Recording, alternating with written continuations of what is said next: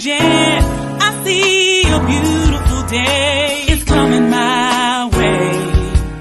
It's a beautiful day.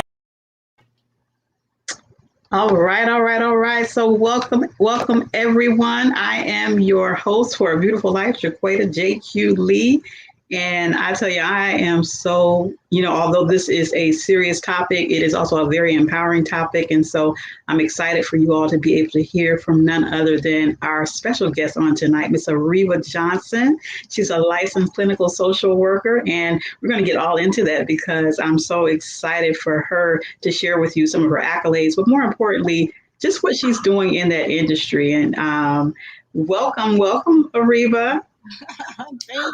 Thank you. Thank you so much for the invitation and allow me to be a part of your show today. I'm so excited.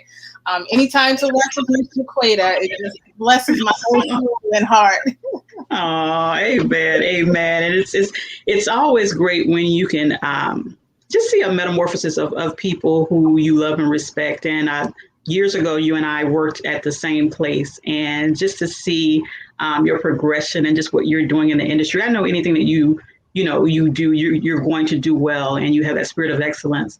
But it's so beautiful to see you just like blossom and come out of that shell, and some of the things that you might not have taken the helm and being in the lead, to see you now do that. And so congratulations on becoming licensed. Thank you. That was truly a journey. But I don't know if you hear an echo. Yeah, a little bit. We'll put it down. But it was truly a journey, but to God be the glory. I've accomplished it and got it done. Come on. I sense a preach in that. I sense a testimony behind it. What? If you only knew. Amen. And so this is a topic, Ariva, that we're going to jump in as we understand that. And I think people kind of forget that we're still in a pandemic, right? And when you think about the fact that the numbers are rising again, when you think about a lot of still red zone states and things of that nature, even for the last 2 weeks, people who I personally know, being tested positive for COVID, and, just going through all of what this time has entailed. When we go back a little bit, last March, when we begin to really have our whole world changed by this news and just what was happening. Talk a little bit, because with you being in this field, there's a little saying that people saying at some point, check on your strong friends, right? Because we're so used to those who we can always call upon, and those who, are always in the trenches with us. And I think that people sometimes forget, if you do have strong friends, do you ever really think about where they're getting their strength from? Do you ever really think about what it takes for them every day to get up and be in that position to pour into you, or be in that position to be able to empower others to think higher than what they're going through? And so I wanted you to talk from the aspect of, being in the field of therapy. I know that you're now on the administration side, but being in the field of therapy and really delving into the understanding of how this time has impacted people globally. Talk a little bit about that from your perspective and what you've seen. Sure. Yes, we talk about the strong plan. Oftentimes, those are the individuals, like you said, that's always helping other people, that seems like they can kind of like weather through any storm. But really and truly, sometimes they're probably the main ones really suffering in silence, because if they're expected to be this strong individual in front of everybody, right?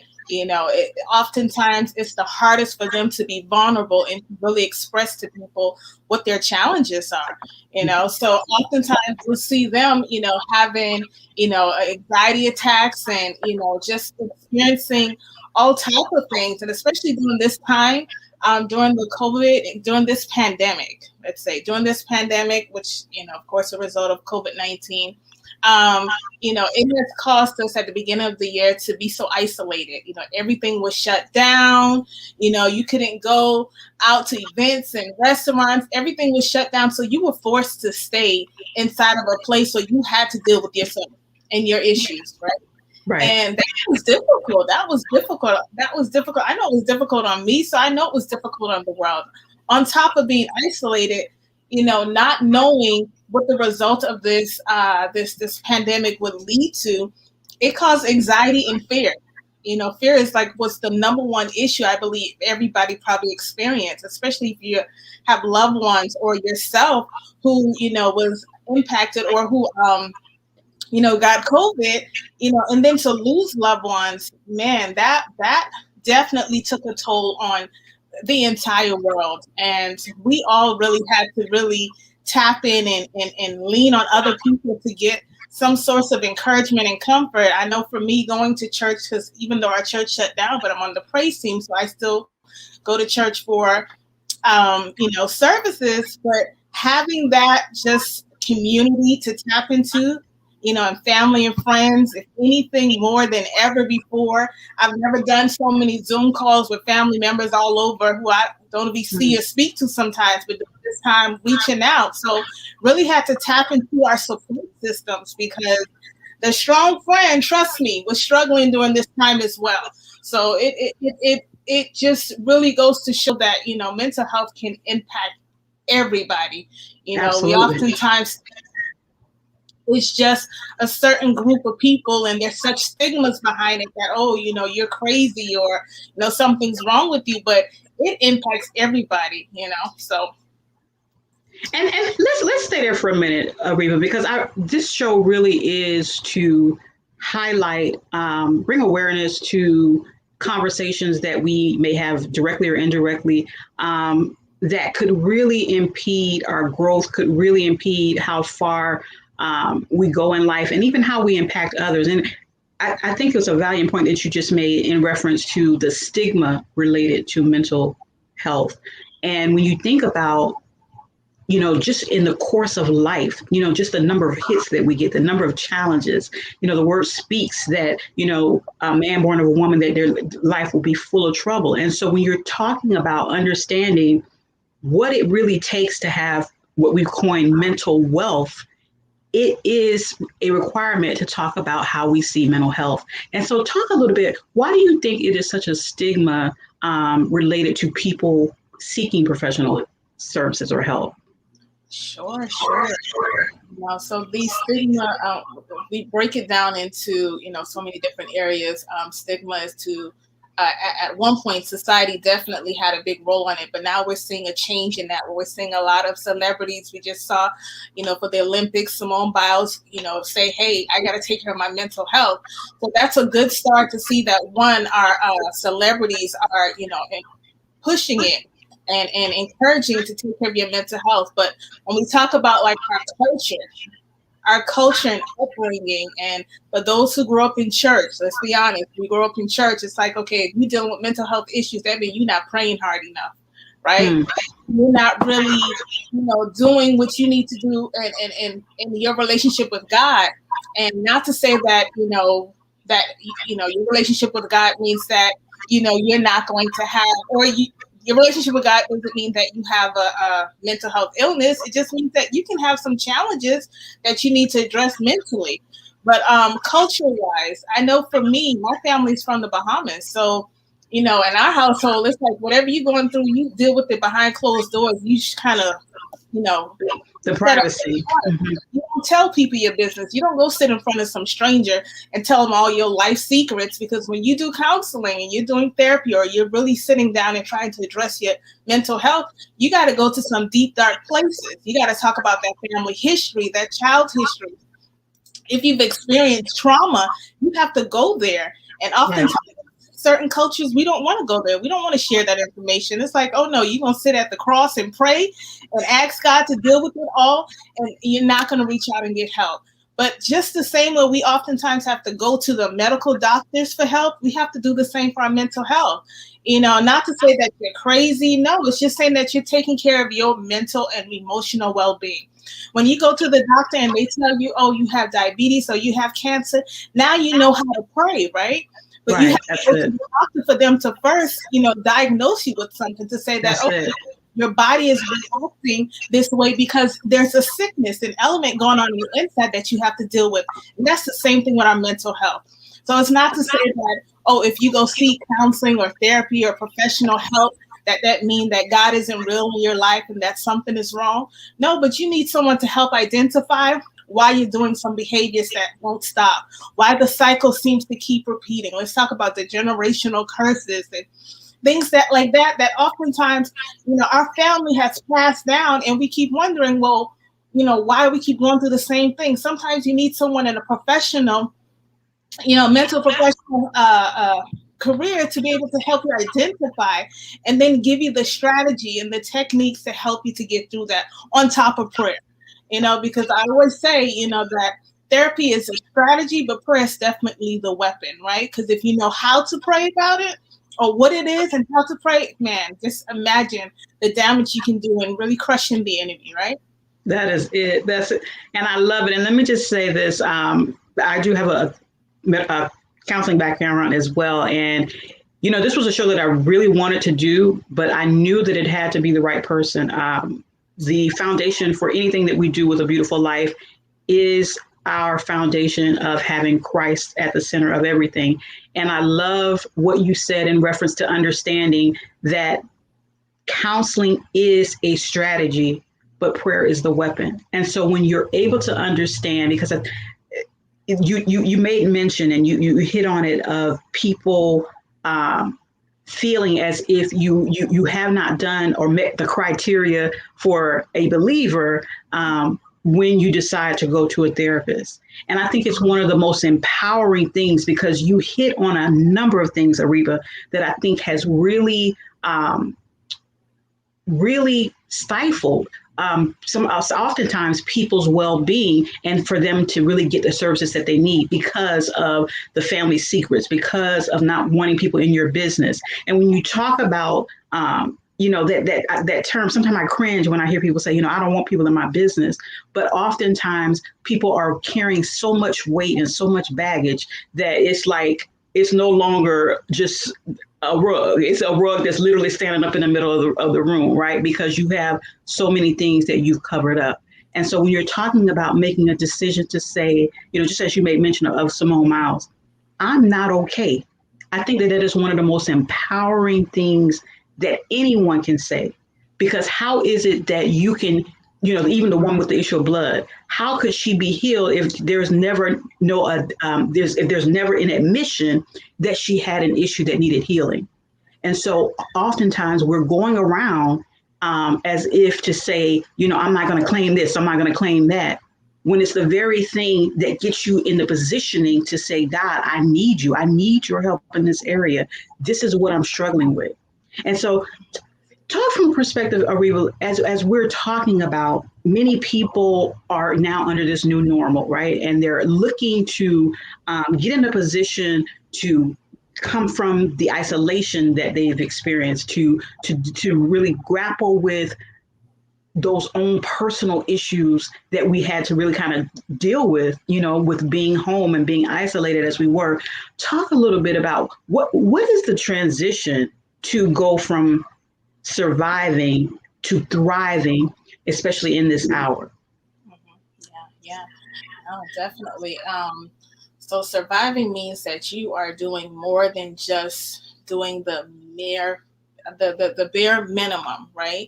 And you're really trying to live life on purpose, in purpose, right? And really allowing what God has said for your life, and what are the gifts and talents, and really just walking in that, and not just saying that I'm just doing just the mediocre to get by.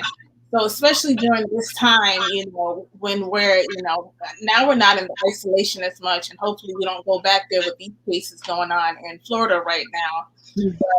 To just thrive in this, you really have to be intentional about, how you're feeling, what's going on inside of you. If you're starting to feel emotionally overwhelmed, and you're starting to have, symptoms of depression and anxiety. Some of the most common, illness in when we talk about mental health is depression and anxiety. When you're starting to, see some of those symptoms, and if you don't know what those are, definitely, that's why it's good to reach out to a professional to say, what is it that I'm, maybe experiencing, or, that we can always find things on Google. We don't, YouTube University, they have you out here building and doing all. You can become a whole doctor on your own with YouTube University, right? So we want to use that as a reference, but even when you're going to see your doctor, your doctor should be doing a mental health kind of test as well to make sure depression, anxiety. I know when I saw my doctor, they asked, are you experiencing, any depression or anxiety, things like that, and they can explain that to you. So, it's more than just surviving during these times, but thriving is really like being intentional and being attentive and aware of what's going on in your body emotionally, right? And mentally, what's your thought process? If you feel like you're off and, like, oh, you're just in this state, let's talk about some depression, this state where you're not motivated, you are, not wanting to go out with friends and doing things that, that you didn't do before, things that, gave you pleasure, you no longer want to do. When you see things like that happening, or friends and families are saying like, man, something seems off with you. You seem really down and depressed, or you seem like you just in this place, making sure that you do be intentional and do the work to say, okay, let me see how I can get better. What is it? Who can I speak to? Who can I reach out to help me through this process, so that I'm not just surviving, because time and time will go by, but then how do I thrive in this process? How do I get the help that I need so that I can truly live, like I said, on purpose and purpose, right? Really truly live my best life, right? And not just sitting there going through the motions, trying to deal with it on your own. Sometimes we try to deal with things on our own because we think, oh, I can get through this. Oh, I'm gonna sleep it off. I'm gonna just, talk to a friend. And not always are the friends the best person to go to. Yes, you may have some good friends who, they've been through their own struggles and can give you all of their experiences, but then sometimes you need someone who can really help you through this process. Very true. If it's not your therapist, if you have a church home and, maybe one of the ministers, because, although I'm a big, advocate for counseling, not always do people go to a therapist. So if you have a minister at church, it's someone who can be able to pour into your life, and maybe they can encourage you to go to counseling, right? But really, but really just when you start to see, okay, I'm just not in a good place, and it's been like this for way too long, really getting the help that you need so that you can thrive and you're not just surviving. And I think that's really something that I really want to drive home, because when you think of an individual in survive mode, it's like in flight mode.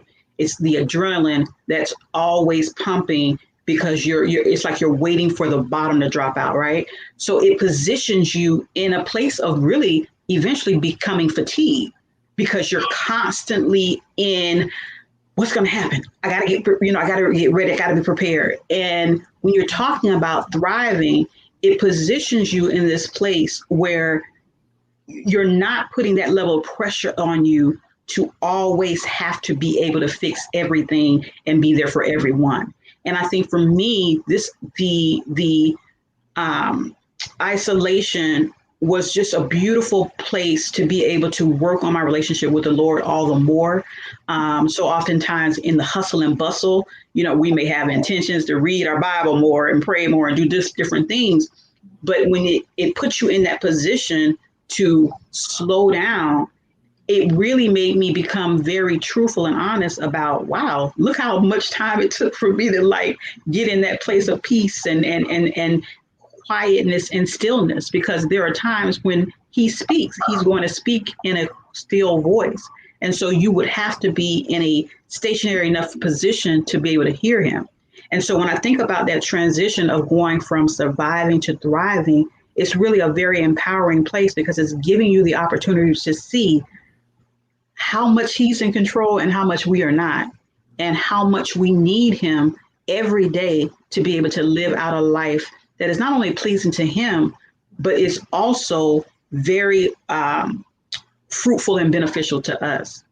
And so I want to go in to talk a little bit more, Ariba, in reference to as we go from the striving to thriving, talk a little bit about just a three-dimensional approach to maintaining mental wealth, the mind, body, and soul, because I think there are times, and this is a telltale as well, we can be so engulfed in one area, right? We can be just head first, just all gas, no brakes in building a business, but not necessarily our family. We can be all gas and no brakes in, somebody getting married and they're being excited and now they're neglecting either their friends, or they're neglecting their business, or they're neglecting that one-on-one with God.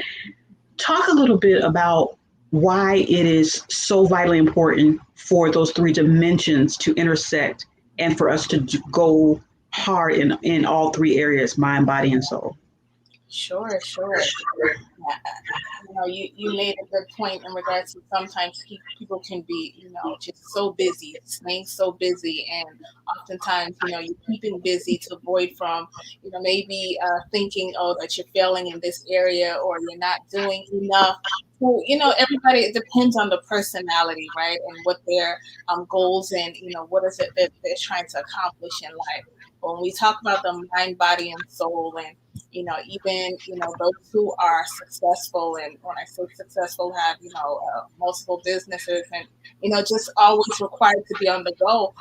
Even they would say taking time out to meditate in the morning, making sure you're eating healthy and exercising, because if you're so busy, trying to go and not taking care of your mind, of course. And when I talk about meditation, for me, meditation is meditating on the word of God, because we know that he brings peace and joy. We know that he says to be anxious for nothing. We know that, God said in all things that we can do things through Christ, right? So when we talk about the mind, doing the work necessary to make sure mentally we're in a state where a peaceful state, right? We're not always feeling the overwhelming and the burdens of life and the pressures. Because if you're trying to, do work in your career and a business and your family and, your children, all of those things can feel so overwhelming and feel so much pressure on you. So when we talk about the three areas of the mind, body, and soul, it's mentally, your body, eating healthy, exercising. I know that's something I'm always trying to work on, because that plays a big role when you're exercising and getting your body healthy, because our medical and in the mental health field, oftentimes before we do a mental health diagnosis, we first have to check medically that not, something isn't wrong. So medical issues can cause mental health issues, right? So like if you are diabetic and your, sugar level is low, it can cause a complete change in your mood. You can be impaired. So making sure that not only that your mental, but your body is healthy, your body is healthy. And Great points. When we talk about our soul, it's our spirit, man, right? So we're talking about, for those who are believers, how do we, constantly feed our soul, feed our spirit, man? How do we make sure that we're in alignment with God? How do we make sure that what we're doing is what God has for us to do? Are we, being obedient to, what he's asking of us?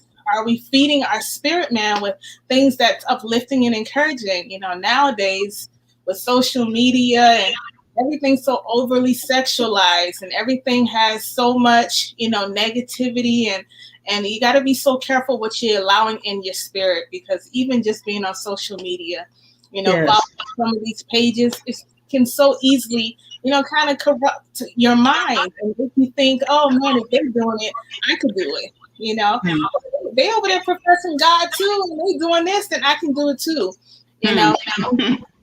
Just being careful, what you're allowing to your spirit, man. What you're watching, what you're hearing. what you're even speaking. Come on, if we talk about the power of the tongue, right? And sometimes when we're constantly feeding ourselves with negativity, that's exactly what we're going to spit out, negativity, right? So there's power in the tongue, and oftentimes we're like, well, I don't feel like it. And, this goes back to our emotional state, because how we think, how we feel, and how we behave, all that connects together. So Yes. if you're really focused on the mind, body, and soul, and you realize that all of those play a role in how you behave, what you say, what you do, your positive energy towards others, if you realize the importance of all three of those aspects, you'll have a much healthier lifestyle all the way around. And I love that. And that is so on point, because when you're talking about all three of those areas working in synchronicity with one another, it really creates such a powerful life lived out. And I think that we spend so much time in the things that we may be passionate about or things that we're pursuing. And there's some areas that if we look at it from more of a collective place, those areas, by us being as intentional in those as we are in those things that we're passionate about, I think is the thing that actually helps you to be able to really receive the entire blessing. I know, there are those of us who are single and we're looking to be married.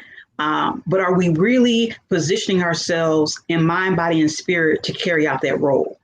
Or are we one dimensional in how we see it? And so this conversation, we want to thank those who are joining us. For those who came in through StreamYard.com/Facebook, you are able to be a part of our comments section. So if you have any questions or comments that you want to share with Miss Ariba Johnson, place them in the comments and we'll definitely get to them. I want to go now, Ariba. You and I share in just a heart for young people and wanting them to be as productive and exposed to things that can really change the trajectory of their lives. And I want to talk a little bit about, because oftentimes when it comes to this conversation, sometimes they may get slighted or not necessarily take the forefront in the discussion pertaining to anxiety and depression and suicide. And the statistics, I was really, really shocked to hear about the statistics pertaining to youth during this pandemic. So talk a little bit about how this time has also impacted the young people. Sure. So of course, during the beginning of the pandemic, when school was shut down, and kids were no longer able to go into class in person, that was a very challenging time, because you took away all the things that made them feel like a kid, right? You took away their social interactions, you took away sports, the different extracurricular activities and clubs and things like that. You took away a lot of those things. And although we are, trying to get back normal again, and even though it is a big discussion on with kids whether or not they should wear a mask or no mask in school, but this change was even more, probably more detrimental to them, because, as adults, we're watching the news and leaning on each other and, trying to figure it out. And, we're trying to be strong for our youth, but for them, they're leaning on each other as, their peers. They're leaning on their peers to get information and, to try to understand when are things going to be back normal again? When is school back normal again? Kids having to do graduation virtually, no prom. These are things that we lived for in high school, and for those things to be taken away and made, it was so impactful. It was just like, wow, I look forward to these different events and things going on in my life at that age, and now for that to be taken, of course, it was a huge, it played a huge impact on them. I remember I was mentoring someone, and she's a young person, and she's doing well in school, and all of a sudden grades just dropped, and the challenge was, when are things going to get back to being normal? Like, for them, depression looks different in youth than it does in adults. People don't realize that kids experience depression and anxiety too. When you start to see children's behaviors changing, and their grades start to drop, and they don't want to be around friends, or just you see things that's not normal for their personality and for how they usually act. This impacts them too. So really just being for parents, being very attentive and aware, and asking your children, how Right. are they okay? Right. Because this is a, I mean, even my 7-year-old niece, she be walking around telling people, COVID is the devil. Like she, All right. look, she grew up in church, so she knows. Baby knows that when something evil is coming to take away her Disney World trip, that can't be of God. All right. Look, but even for her, at the beginning of the year doing the virtual learning, it was challenging because she's a busybody who's very, extroverted, likes to be around other people. And so sitting at a computer all day, sometimes she would text me in the middle of the school like, Auntie, I'm bored. I'm like, aren't you supposed to be in school right now? So it is a challenge for all of the children right now, all of our youth. And, helping them through this process is even more important because you're absolutely right. Me working on the administrative side, I see more of the data than I do when I worked directly. So I see suicide rates going up, and we're constantly trying to get the funding to help, with different agencies so that they can provide services to the youth, because for, 12 and 13 and 14-year-olds to, walk around saying that they have a plan to, die from suicide, that is heartbreaking. Yes. It's heartbreaking, and so we're trying to make sure that the services are available so that they can get the help and the counseling that they need, to have someone to talk to. And oftentimes kids are, the stigma is just as strong with youth as it is with adults because, for kids, it's like, oh, you got to go to a counselor. Oh, you must be crazy. But we had to work really hard to break that. After the Marjory Stoneman Douglas tragedy, Brown County really went and got, a good amount of funding to help provide for that, that area. And we had to really work on creating campaigns to try to eliminate the stigma and to really hear from the youth to say, well, what is helpful for you? What helps you to go and get the help that you need? And sometimes traditional counseling was not helpful for you.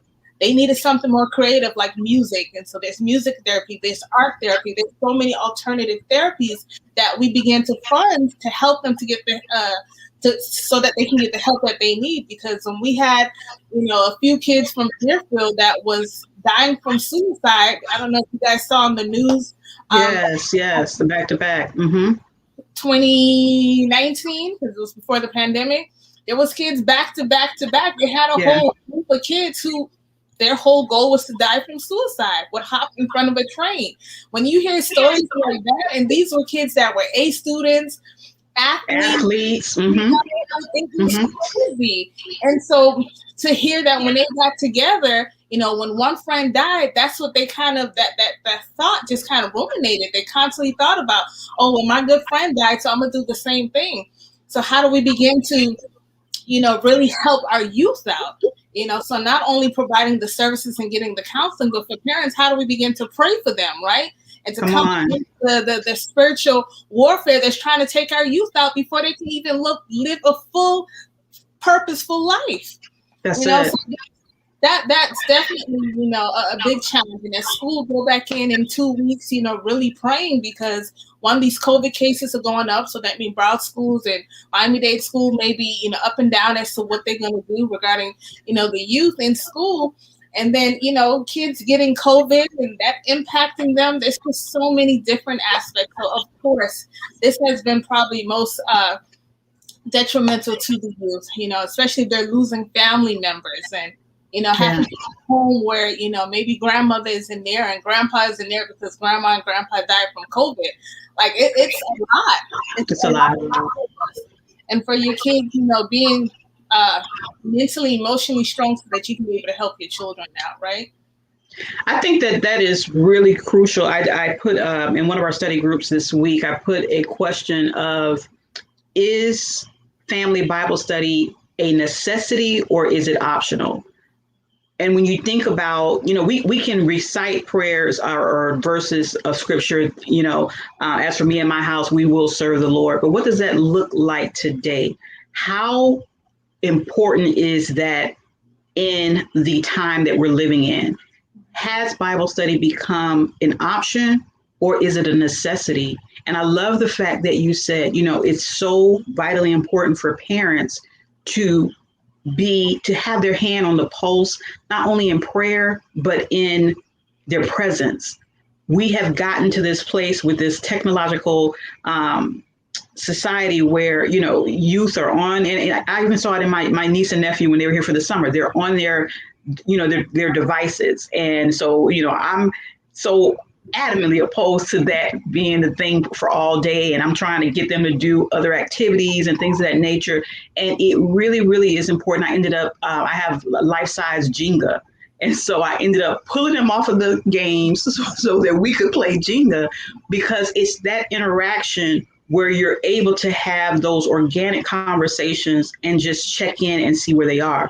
And so as we open up with the cliche of, the little slogan about check on your strong friends, I think we need to really broaden that. Like, no, check on everybody, because we've gone through a not only traumatic, but a life-changing event globally. And so everyone has their own testimony as it relates to what the pandemic was for them. And so as we close, Ariba, because we this is the foundation of Christ, and we also are stand on the foundation of hope. And so as we close, a lot of times, people may say, well, we're always talking about issues and the problems and things of that nature. And I love that this is a show that doesn't just talk about the issues and problems. It's always going to bring a reasoning of solution and just really understanding, as you said, with prayer being a weapon, with being able to engage and check on others, with that being an empowering decision to make. Close out with sharing with our beautiful viewers, what are some actionable steps that they can take to make sure that they're never in a place of poverty when it comes to their mental wellness, that they have an opportunity that even in a pandemic, even in uncertainty, even in this time, to be able to walk out the wealthy place of having a strong mind. So close us out and talk to our beautiful viewers about some actionable steps. Sure. So, as I was talking about the mind, body, and soul, and we talked about exercising and eating healthy, all that plays a role in our mental health, right? And, like I said, if your body is impacted medically by any disease or anything of that nature, it can impact your mental state. So making sure you're eating healthy, exercising. I also talked about meditating, meditating on the word of God, or just meditating. For me in the mornings, I oftentimes like to listen to inspirational or motivational YouTube videos to just make sure and help, feed my mind with positivity, try not to get on social media first thing in the morning and, hop on social media all day. We can oftentimes compare our lives to others and, oh, look what they're doing in their life and in their household. Remember, social media just shows a depiction, a short depiction of what may be going on in someone's life. A picture is what they choose to put up. That does not show you the struggle, right? So, but really meditating on the word of God, having a community, being able to talk and allow someone to pour into you, whether it is your church home or your family or a tribe of friends, or counseling, right? Because like I said, the same way you want to check on your medical, you want to do the same for mental, and you can do preventative counseling. It doesn't have to be when you're finally at the breaking point where you starting to feel like you lose your mind. Oh, before you get there, your body, your emotional state will tell you, okay, I need to go get this checked out. Just like if your body is going through something, you start to experience some symptoms before it gets to the point where, okay, you're in the dying dead at this point. So the Right. same thing in mental health, check in with a professional if you need to, but having a community, being able to talk to people. And oftentimes we say vulnerability is weakness. No, no, no. Being vulnerable means being brave and courageous, really being able to open up and asking God, well, who do I be vulnerable to? Because not everybody is for you. So you have to be Say that. to Yes. ask God, who do I want to look? Some people become acting like a sheep, dressed. A wolf dressed in sheep's clothing. Right? Yeah. So you want to be careful that you're not going to the wrong person who acting like they're there for you, but really and truly behind your back, or they're telling you things to really tear you down even more so. But asking God, who do I go to? Ask God, pray, say, God, who's the right person? If you're listening to this broadcast, reach out to me. I can, guide you into different counseling services in the community. There are different therapists. You can go through your insurance provider to see about therapy, so that you don't have to pay out of pocket or pay out of pocket. It's worth the investment. Them same money you buying shoes and clothes to make sure the outer appearance is looking good. Come on, let's make sure the inside is doing well too. Right? That's it. That's most important. That's it. I love that you made mention of the different resources that are out there. Even one of the benefits, even as you were talking about, being prayerful of who you share with, one of the benefits of seeing a mental health therapist or professional is their requirement to remain confidential, and really making sure that even as it relates to court, that there's only so much that they could even be mandated to share because of that client counselor privilege. And so those are some of the great benefits. This is what we wanted to do in having this conversation tonight, because there has been this talk or thought processing that, it's Christ or counseling, when we really can understand that it can be Christ and counseling, that it takes nothing away from you having a very strong relationship with the Lord. He gave us one another to be able to commune and to be able to get wise counsel. And so there are, as you see this beautiful vessel here, Christian therapists, those who are Christian first and then their occupation second, that they don't take that off in the way in which they operate with their business. And so, as I said, this was a show that I wanted to do a while ago, but I knew it had to be the right individual that would come with the message of truly how powerful our relationship with the Lord is and how it can help us to make those decisions. And so thank you, Miss Ariba, for joining us on tonight. This is a sensitive topic, and it really took the heart of an individual who was able to be transparent enough to share with people, to love on people, and let them know that it really is more than okay to have both Christ and a therapist or a counselor. And so as we close out tonight, I just wanted to thank everyone for joining us. I see one of my new friends here, Liz Leah on tonight. And so thank you for joining. Even for those who will do the replay, we pray that this show will be an empowering moment for you to see how important it is to be very transparent and honest about where you are. Even in our times of prayer with God, I love that we can just be naked before Him and really say where we are. Are we struggling? Are we having a difficult time making the transition? He can handle all of that. And so when you're talking about having mental wellness and being wealthy in your mental mindset, it really starts with a transformed mind that comes from Him. And so don't take for granted what it means to really be made over by Him.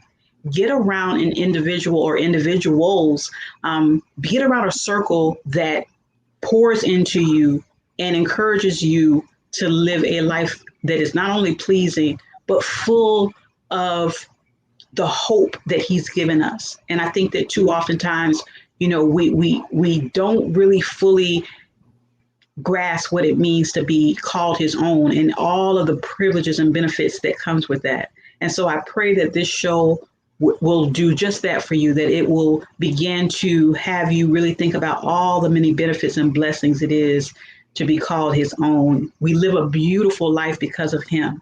And so I want to thank everyone for joining us on tonight. And as we say all the time, I'm living a beautiful life. Good night. I'm living a beautiful life. I'm making a beautiful